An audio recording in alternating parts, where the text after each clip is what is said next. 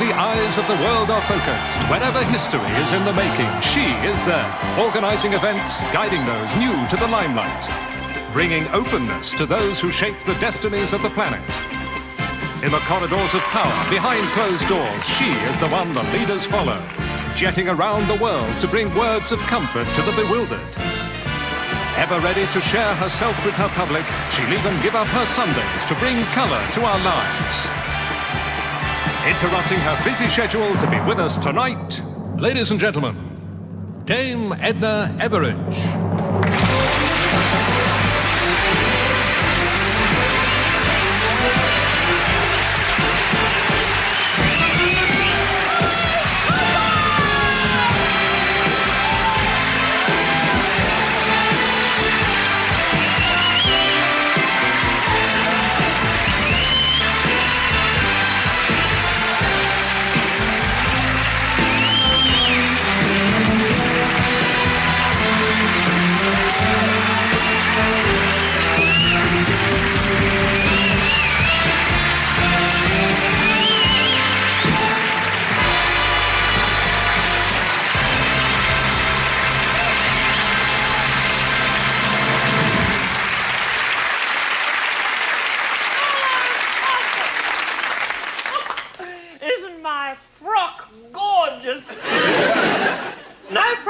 Guessing what organ in the human anatomy inspired this dress. Because normally all my viewers are looking at my frock, but tonight my frock is looking at you. And what it sees, it adores. I took this very same little number to the dry cleaner the other day. He said, "That's not a little stain, Dame Edna, that's conjunctivitis," he said.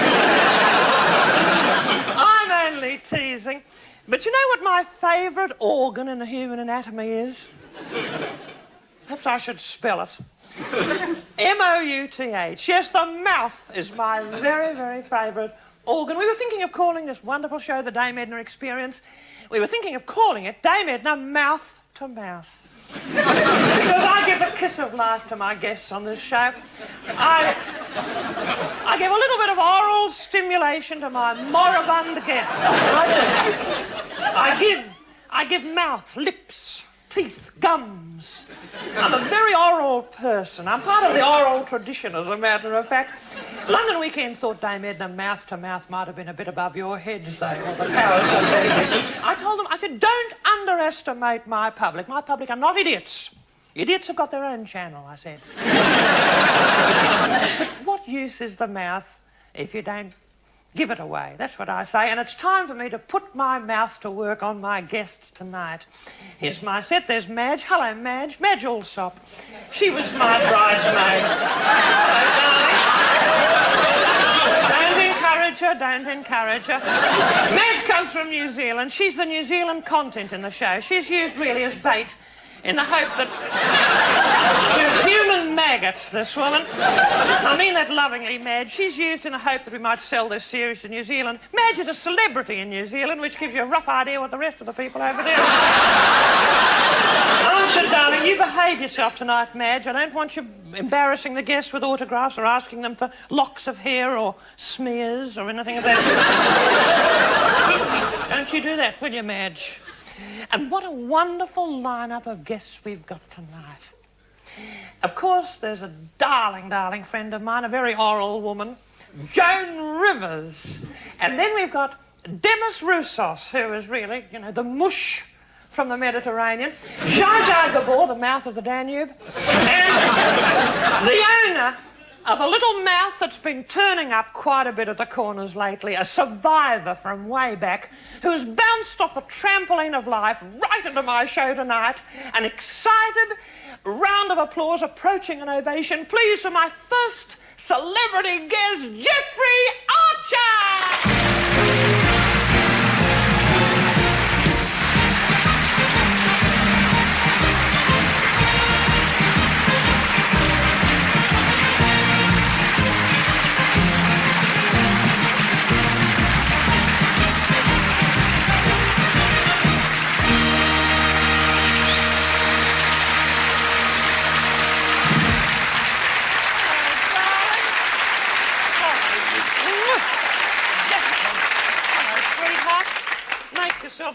much at home in my hot seat, Madge Alsop, my bridesmaid. Yes, we are. A present for you, Dame Edna. A present from you, Jeff, darling. Look, a matter of honour. It's gorgeous. I can't wait to dip my nose into this publication of yours. Look after that, would you? Yeah, darling. You can read that during the show. It'll keep you out of this. It's a hardback, too. Oh, lovely. That should excite you, Madge.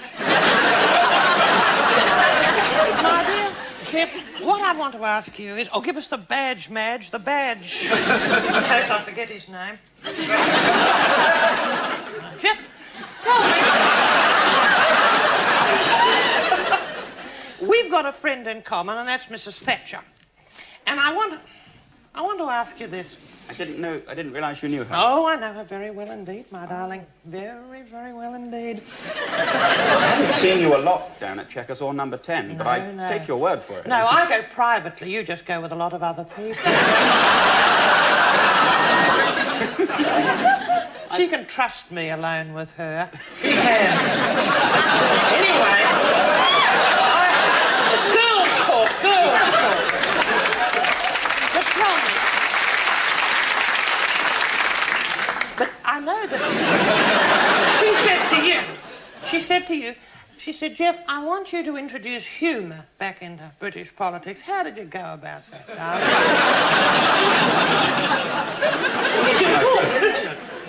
I should have taken you round with me. It would have been quicker.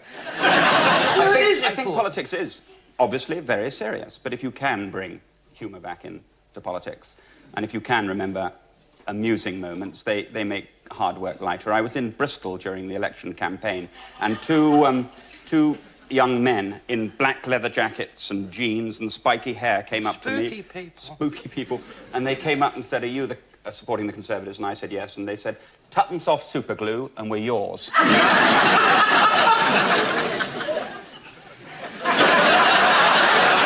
Well, you see, it's those little moments. Of course, Maggie is a bit of a mother figure for England, as indeed the Queen is. I'm a mother figure for Australia, believe it or not. And our mothers are important figures in our lives. Now, you've got a very, very distinguished mum. And I'd like you to paint, just as Whistler did a little portrait of his mother, I'd like you to paint a word picture of your darling mother. My mother comes from Weston-super-Mare in Somerset. She's now 73, 74.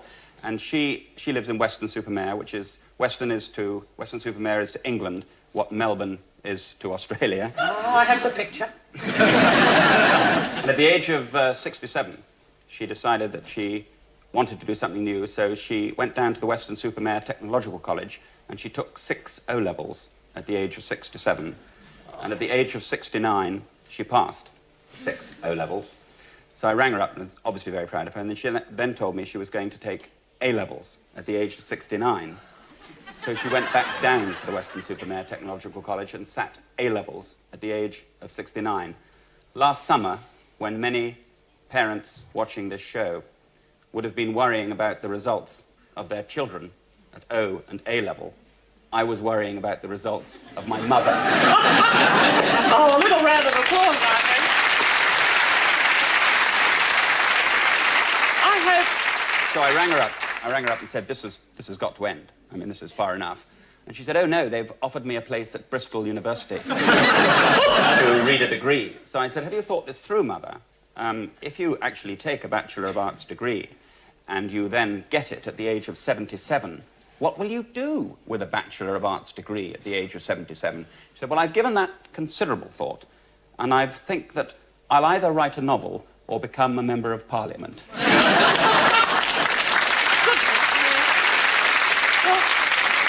I hope you're watching, darling. I think Jeff's obviously very, very proud of you, and we are too. Marvellous. My mother hasn't been offered any degree. Well, my mother, she's still with us. She's not with us. She's with them, as a matter of fact. She's in a maximum security twilight. Please. She's in a home for the bewildered. Goodness sake. It's a beautiful place. Well, the bewildered speak very highly of it. They don't advertise. It's just word of mouth. One bewildered person talking to another bewildered person, and then the word spreads through the entire bewildered community, which is bigger than you'd think. I think you must go and see them at least once a year. Some people think they can skip a year and it won't be noticed. But it is. It is. They notice the old folk. They do.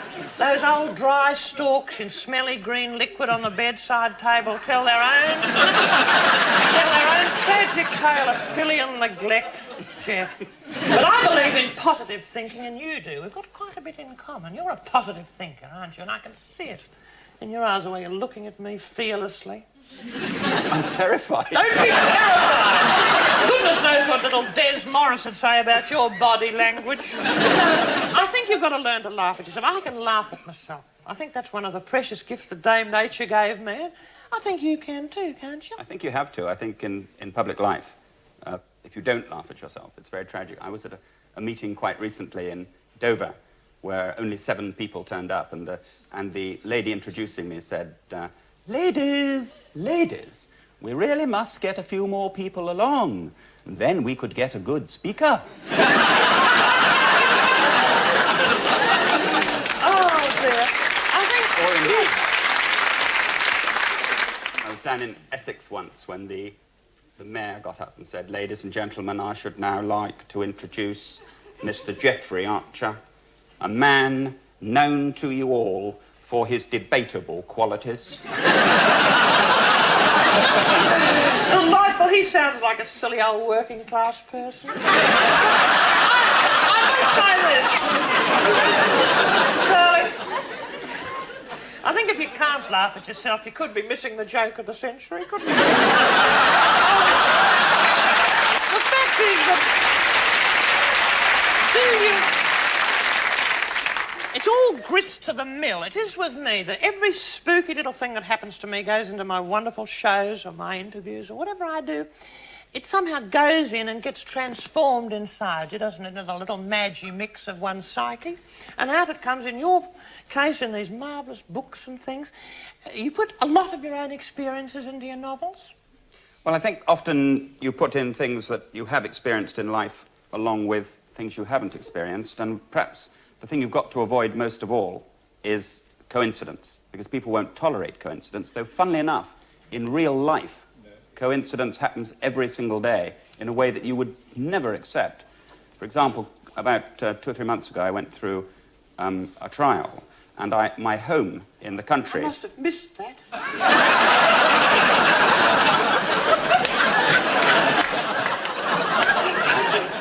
I wish I had.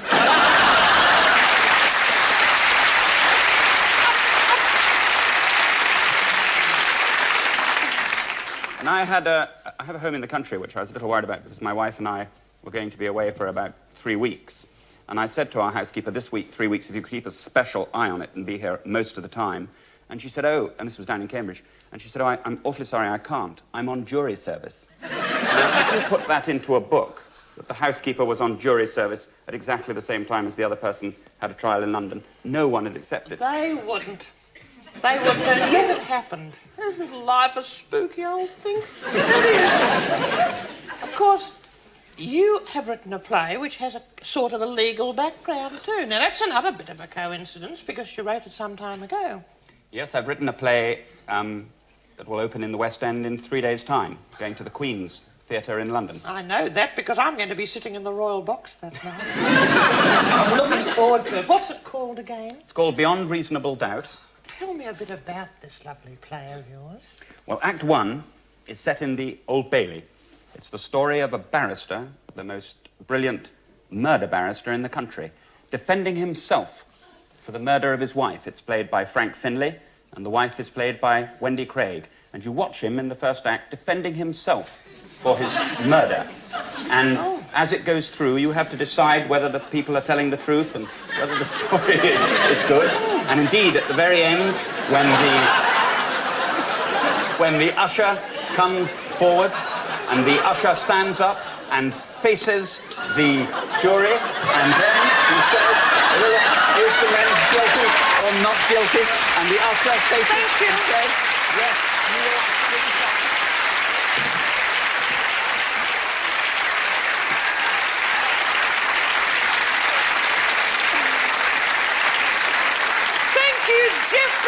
pressure.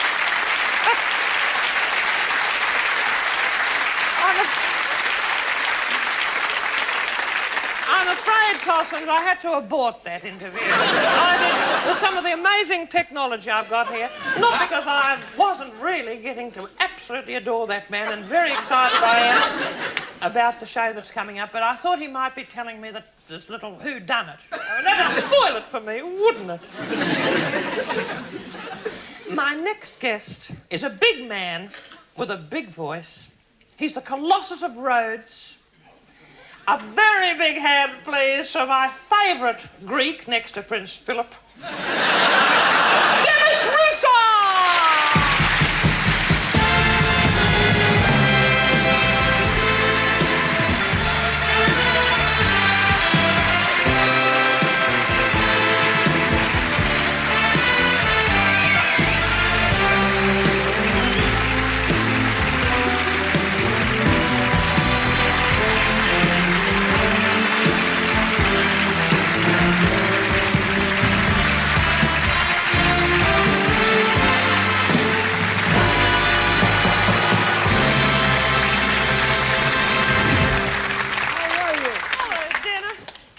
Would you Madge, please? A badge for Dennis. 6 sticks. Don't you worry about it. It's not the badges. The badges, Madge. This marvellous man here.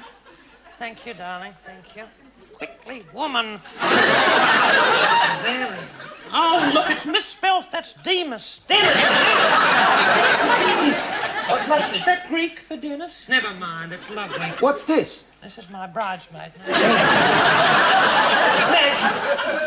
This darling guest of mine, he's, of course, an accomplished guest on talk shows, but it's not generally known he sings. Oh, I'm glad you noticed that. I did notice, and I'm teasing because I've got all your albums in your mind. Thank you, John. Favourites. Thank you. You Thank are. you.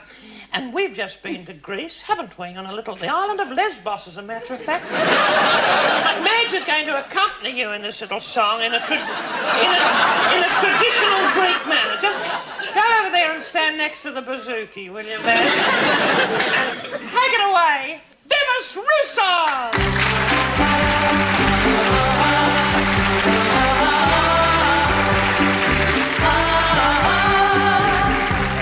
Ever and ever, forever and ever, you'll be the one that shines in me like the morning sun.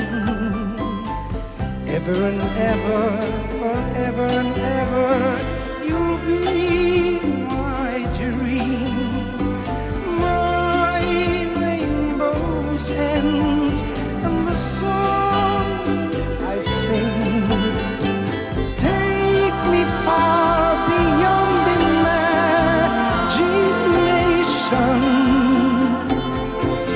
You're my dream come true, my consolation. Ever and ever, forever and ever, you'll be my spring,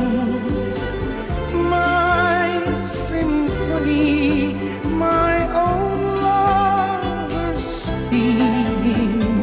Ever and ever, forever and ever, my destiny will follow you eternally.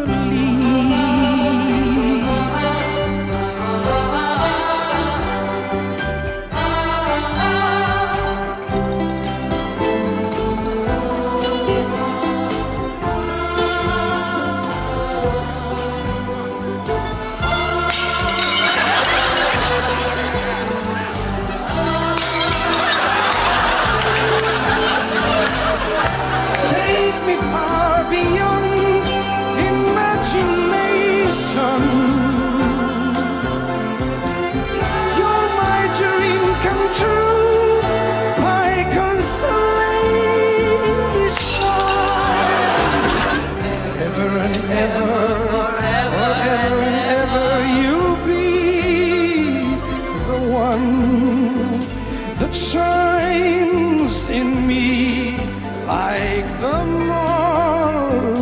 morning sun. Ever and ever, forever and ever. my destiny will follow you eternally.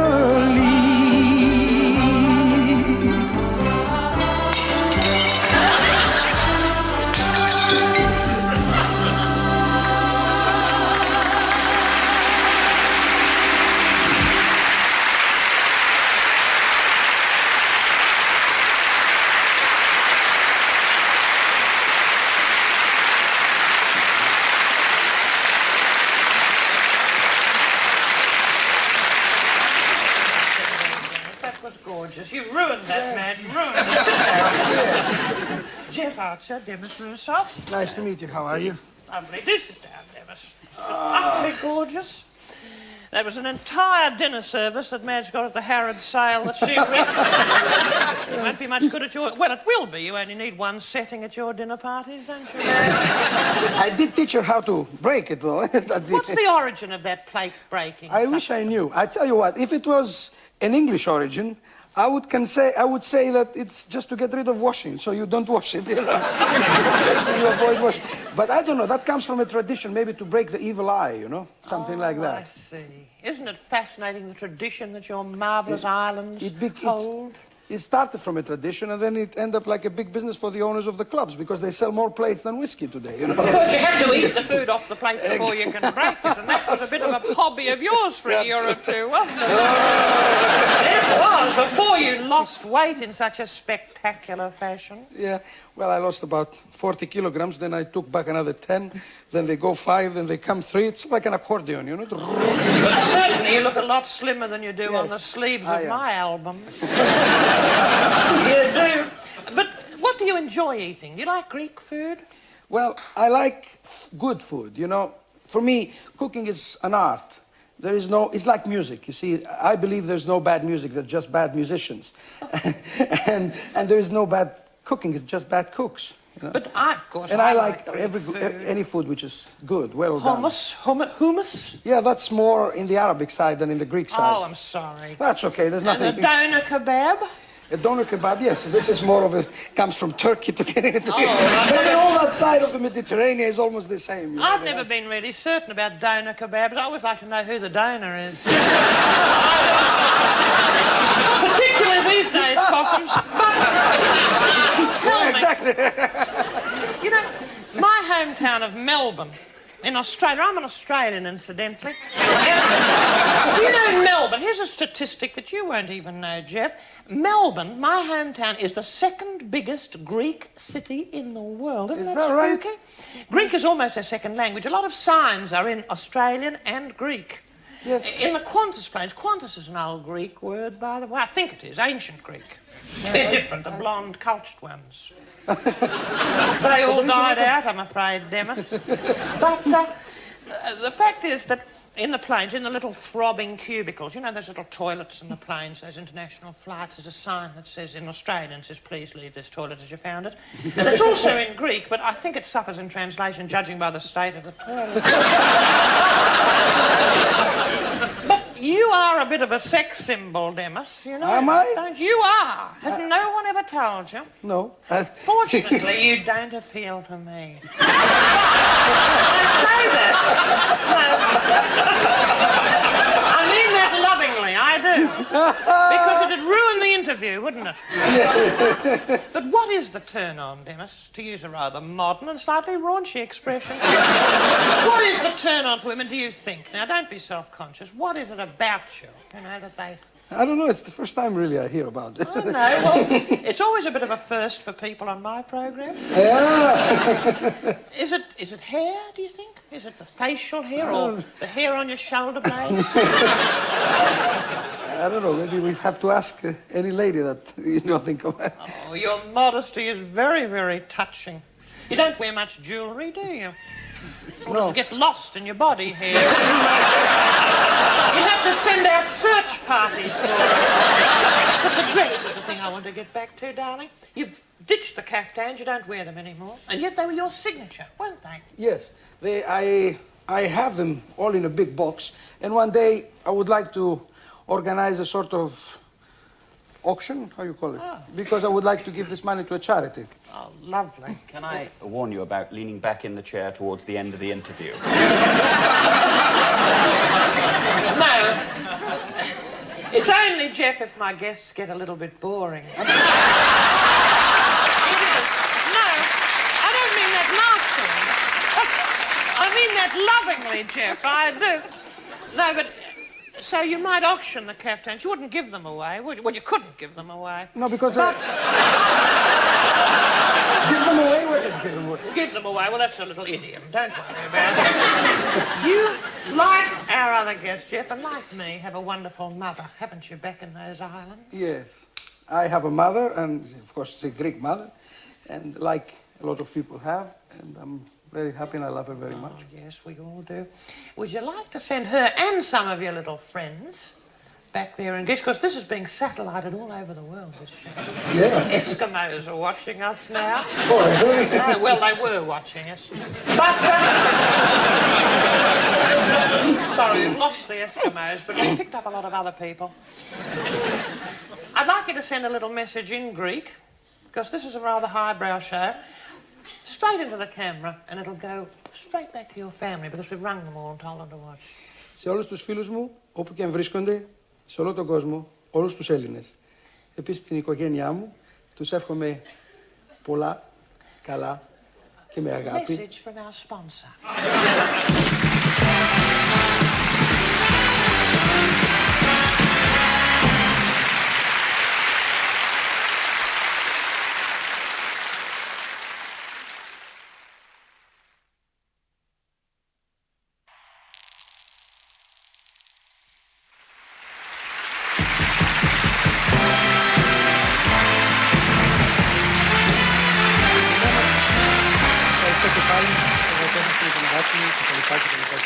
Αυτά έχω να πω.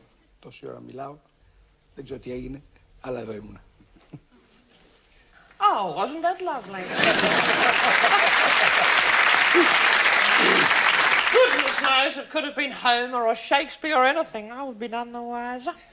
Shakespeare's rather appropriate with your dress, I think, Dame Edna.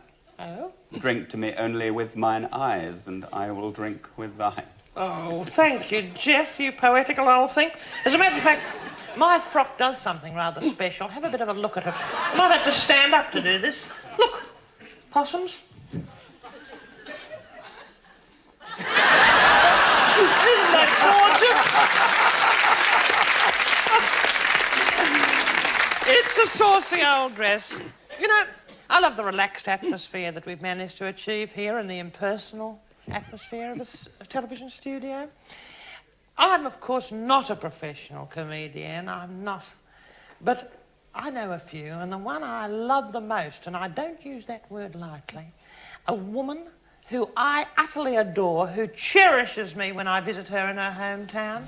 I'd like to welcome to my show a woman who sometimes has a reputation for having an acerbic tongue, but who is basically a refined woman, so refined that she might have been born in Melbourne. I want a warm hand and, if not a standing ovation, a crouching ovation for Joan River!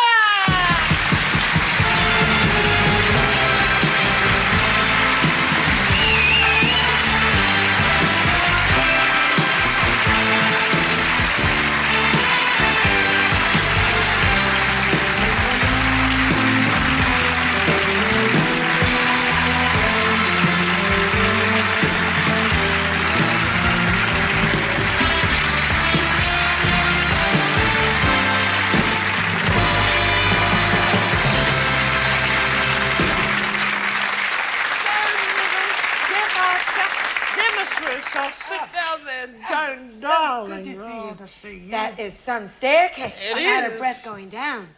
Well, I'm not into exercising, you know. My grandmother, you talk about your mother going back to school. My grandmother went back to do exercising, and she was 6 years old and began to walk 5 miles a day. And she is 97 years old yesterday. We don't know where she is. She's been walking ever since, Walking. Joan. And I should do it too, because my body is so crummy. Oh, please. Betty Ford saw me naked and began to drink again. Are you having a lovely holiday here in London, Joan? Yes, we went to Brighton. Oh, lovely. I've For been a on the swim? beach, but yes, it's well, not a swimsuit because I don't look that good in a bathing suit.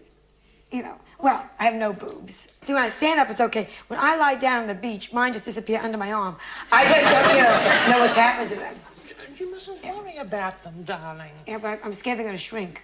I wash them in dress. You thought of washing them by hand, Joan.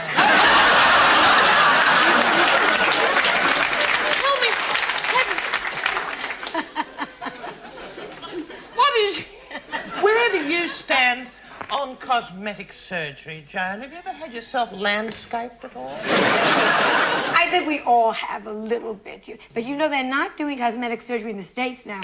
They're putting silicone in. A friend of mine now put breasts in silicone. And we live in California, there was an earthquake. And she ended up with a boob and a hip. So, everyone should fix themselves up, don't you think? Well, Madge should, I think, but I think that's helping. She does it herself. Madge? Yes. She sort of believed in do-it-yourself cosmetic surgery for a while. You know, I came home one night and I found Madge asleep on the sewing machine. She was trying to put a tuck into her neck. And she couldn't bite the thread. She was going... Just as though I came home and didn't go for a holiday, I could have come back and there'd be a skeleton lying there. Well, a friend of mine, you talk about it, a friend of mine pulled the body so tight, her knees are now her boobs are now the ears, and she talks some way back here. First time she said hello, I thought she pooped. I mean, you had no idea. Are you a good mother? I think so. I mean, I'm from California, so... I mean, Joan Crawford was considered a good mother out there. Her kids' first words were "ouch." But I think I'm a good mother. I know part of it's because my child has never given me trouble. Melissa, from the day she was, I had the easiest birth. I was walking down the street, I went, look who's here on a leash. It was, you know, never tell your children this.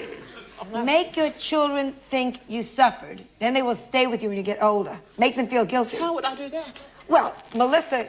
For example, she's 19 now. I still, when she's at home, sit on a rubber tube. You know, I go, Melissa, you ripped me to shreds with your big, stupid head, but don't feel guilty. And that, keeps them happy. Could I do that to my kiddies now? Well, you could try. My daughter Valma has turned against me. Turned against me, Valma has. Well, I don't know. She's a strange person. She's become odd. She does mud wrestling now, Joan, with women of like mind. And she doesn't have a shower afterwards either. She doesn't. She comes home looking like a King Edward potato. Mud sticks, doesn't it, Jeff? It does. I'll tell you this. It does. Let's not talk about yucky things like mud and all that type of thing when we could be meeting our next exciting guest. She's glamorous, she's glitzy, and she's from Hungary. She's gorgeous, Zsa Zsa Gabor!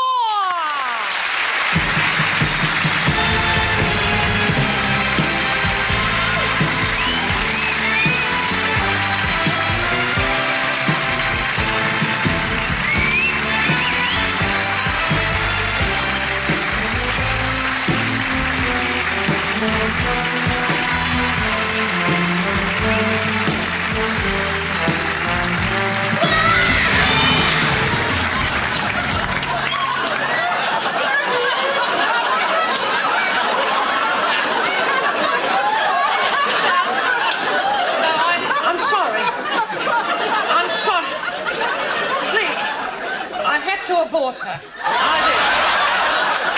I did. Is she going to be all right? No. She was wearing a natural fur, and I'm sorry, I'm a conservationist. She's not coming onto my show. She's not coming onto my show with a dead animal around her, Joan. she'll be all right. She'll be all right, my darling woman. I've got a trained nurse over there. See? And she's not moving, the nurse. No. Because it's a woman. She's Nurses not a don't fan. like women. She is a bit spooky. I'm not sure she should have... I think she should have gone to Zsa Zsa's help, shouldn't she? The worst nurses, the gynecologist nurses. Well, any nurse is awful. I was in the hospital 3 months ago and she insisted on shaving me. Shaving you? Well, they all shave you, Joan. I was a visitor. Of course, Jeff and Demis, every time I'm in Beverly Hills, this woman looks after me. She takes me under her wing, don't you, Jeff? Well, not wings, you haven't got wings, but what do you call those little bits of skin under your arm? I'm teasing. Beverly Hills, what a place. And you fit right in. You're just, oh, you do. Because you're very they're so health conscious there, you know. Too health conscious. I think a friend of mine died and it's just on a coffin with a sunroof, you know. It's just... Ever been there, Jeff? Yes, I went there with my first book, and my publisher said, well, you must go to the Beverly Hills Hotel. You must be seen in the Beverly Hills Hotel, because that's where everybody is. And I walked in the door, and there's Robert Redford and Paul Newman. And when we got to the dining room, I was told that according to your status was where you actually got a table. So I ended up in the kitchen. And when I was sitting listening to the Californians, I never heard California better summed up. The two ladies who looked as if they'd been through about 4 husbands between them. And one leant to the other and said, you know, my dear, in the end, I had to sue my lawyer. You could work that up into quite an anecdote.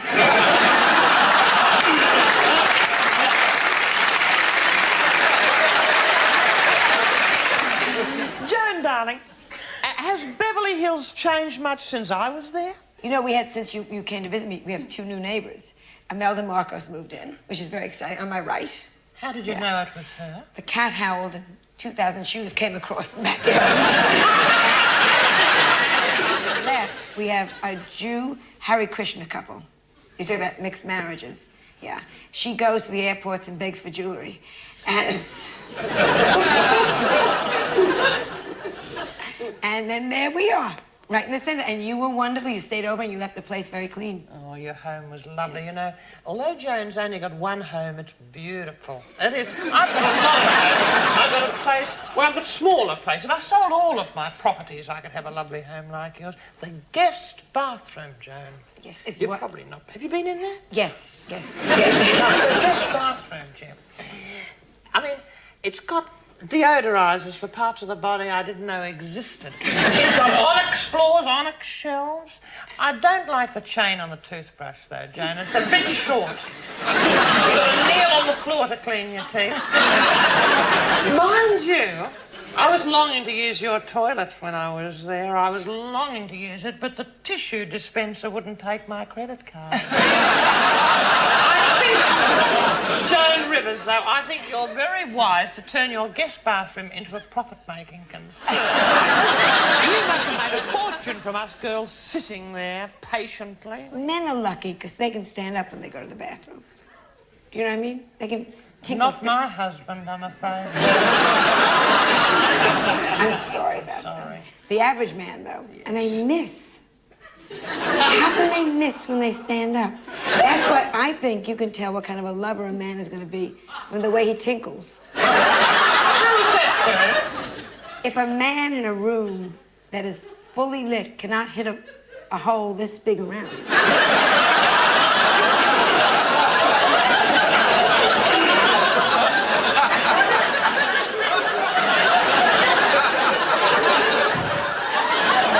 Ponder on that one.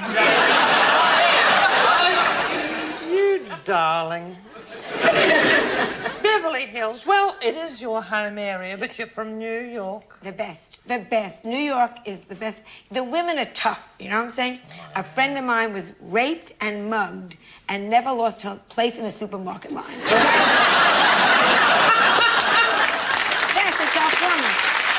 That's New York. That's New York. Thanks, Joan, for the moment.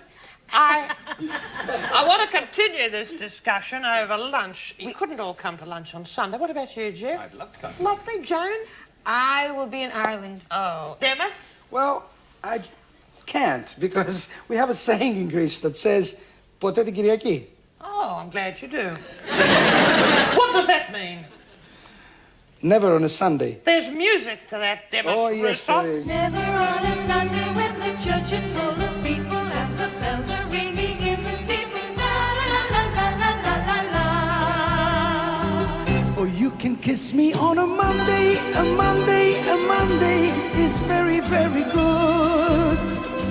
Oh, you can kiss me on a Tuesday, a Tuesday, a Tuesday. In fact, I wish you would. I would.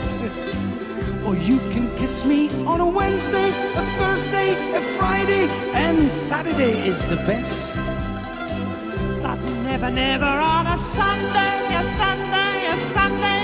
But that's my day of rest. Oh, any day, and you'll be my guest. Any day you say, but my day of rest. Just name the day that you like the best. Only stay away on my day of rest. Sunday when the church is full of people and the bells are ringing in the steeple. La la la la la la la la. You can kiss me on a Monday, on Mondays, on Mondays are very, very good.